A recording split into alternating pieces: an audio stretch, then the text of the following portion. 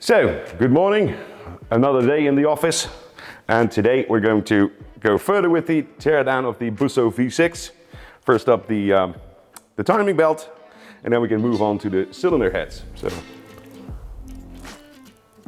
let's get cracking. So, first the belt tensioner. Let's try to remove this piece of filthy junk.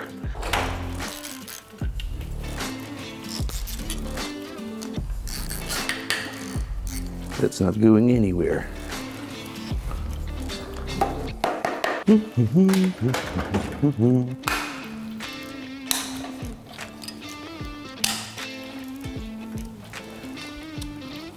Right, things are becoming clearer as we move along. An extension on there.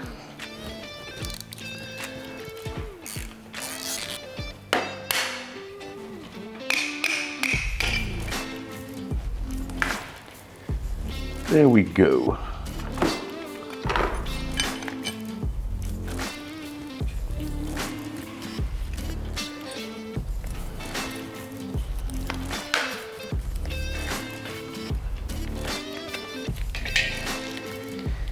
Oh man, this looks old and nasty.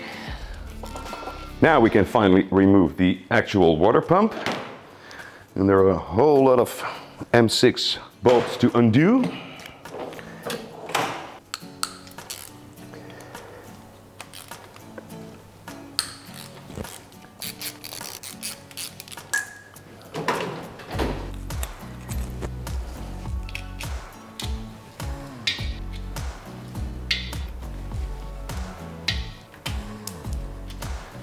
So that's all the bolts out.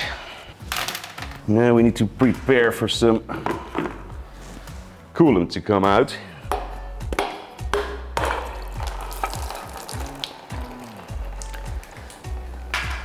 Guess you're never fully prepared for that. So, the water pump. Let's replace this one. And let's clean up the mess.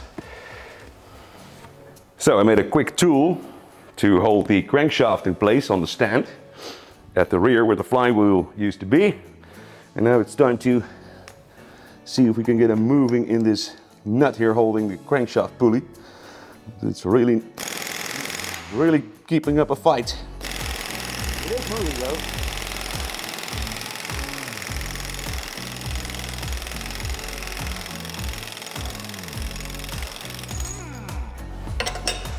Could you believe that it even comes off?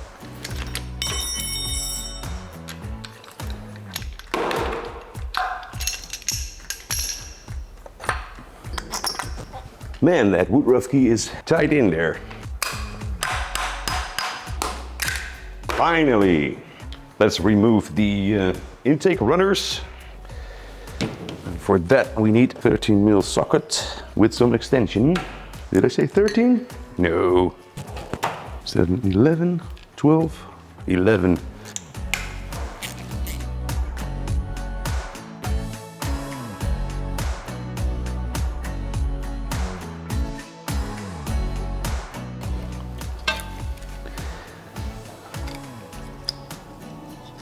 So, let's do the other one. So this looks rather healthy. There's play, at least on the exhaust valves, that we can see. A little bit too much here and there, but that's okay. We can address that later on.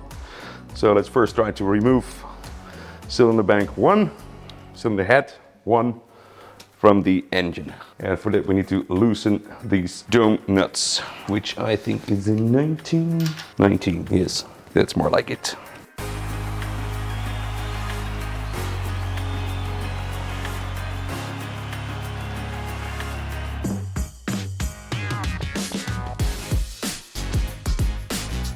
Now let's see if we can wiggle it off. There we go. There we go. That is a lot of carbon. It seems this engine was burning oil.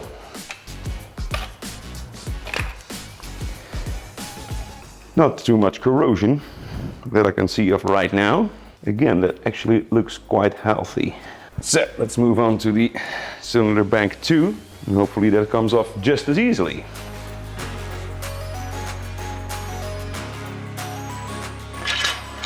Here we go. Let's first drain the oil from this. So as you can see, I made a total mess of the workshop. So we're first going to make the mess even bigger by removing the oil pan.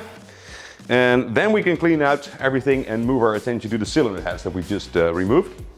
So let's get all of the dirty stuff out of the way and get the bare block on the engine stand. And that way I will have to clean out the workshop only once, hopefully. So first the lower oil pan. The drain plug. Yeah, this is some filthy job. Someone's got to do it. So that is 10. Okay. Forgot one. It's a lot of screws.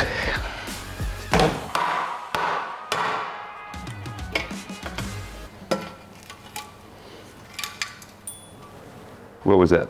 Ah, just a washer. Man, this is disgusting. Right, so let's drain some more oil, hopefully. Yeah, there's a lot of oil coming. Come on, turn! Oh man. Let's drip that for a moment.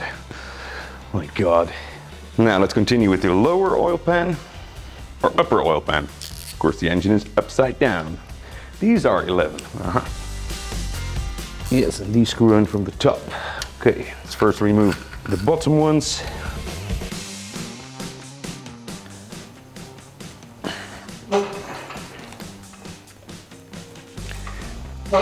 Come on. I like that.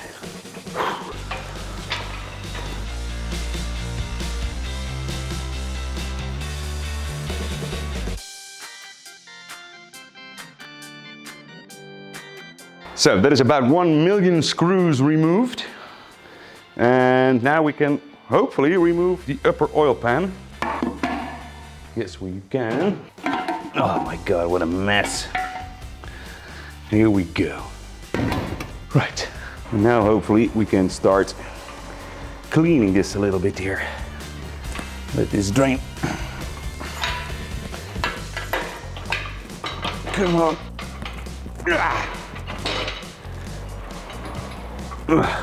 Yeah, this engine stand, it's the best China can make, probably. Anyway, so did some mandatory cleaning, and I'm sure you all want to see the V6 pistons dancing around. So here we go. Like I said, a lot of carbon build up on the top of the pistons, but apart from that, see the scoring marks on the cylinders are not even that bad. So I think the oil must have come from the cylinder head rather than from the piston side. But we'll have to see on that. This actually moves beautifully. Let's continue with the cleaning. Here we see the lower oil pan, which is absolutely disgusting. All kinds of oil residue. There's also coolant in there. It's just a mess. So that needs to be cleaned. Now I went further already, cleaning the upper oil pan, oil baffle, how do you call it? Anyway, that's now been cleaned, as well as the valve covers. So let's head over to our washing machine and get this lower oil pan clean as well.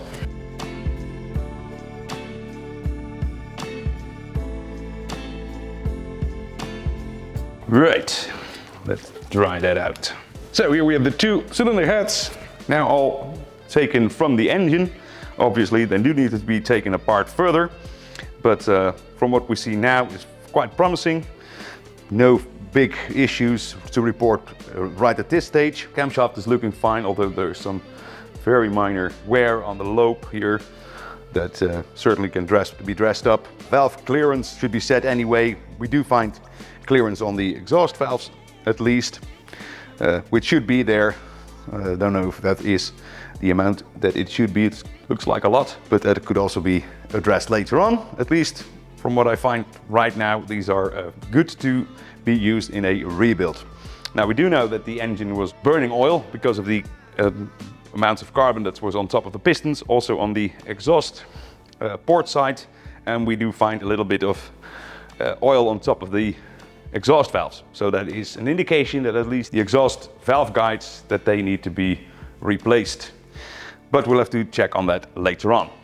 So that's another day here in the workshop working on the Busso V6. Cylinder has taken off, all the outer components of the cylinder block now being removed from the engine and prepared for the next step, which will be blasting, obviously, for many of these components before we can start the rebuild.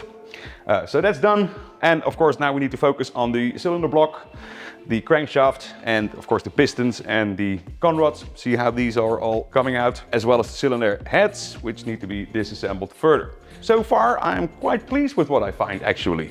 You can see the engine has, well, it's had a life on the road, obviously. That's also supported by the story of the former owner of this engine that used to drive this car on a regular basis until the early 90s when he parked it. So it must have done around 150,000 kilometers at the time, and it was just parked. And that is where it gathered a lot of dirt on the outside. Wasn't cleaned, obviously, with the engine still being in the car. Well, that's deterioration on the outside of the engine. But on the inside, what we found, well, obviously from the little bit of debris and deposit of carbon on the top of the pistons as well as on the valves, that indicates that the engine had been using a little bit of oil, which makes sense given the amount of kilometers it had done at the time when it was parked.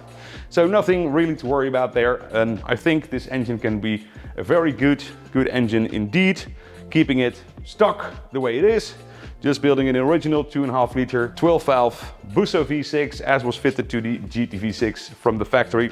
And that might make sense because this engine is in a very good condition, apart from it being very ugly from the outside, so dirty and rusty and etc. But we can take care of that, of course, while also making sure that the engine is as good as new. So plans to be made, of course. What are we going to do with this? Keep it to 2.5 liters, maybe take it out to 3 liters, maybe even more. But like I said, given the quality of the parts that we find so far, I think it makes sense to keep it original, keep it stock the way it is, and make a good engine out of that. So that's up for the next episode. This one, we thank you very much for watching. Toodaloo-dokey. See you next time.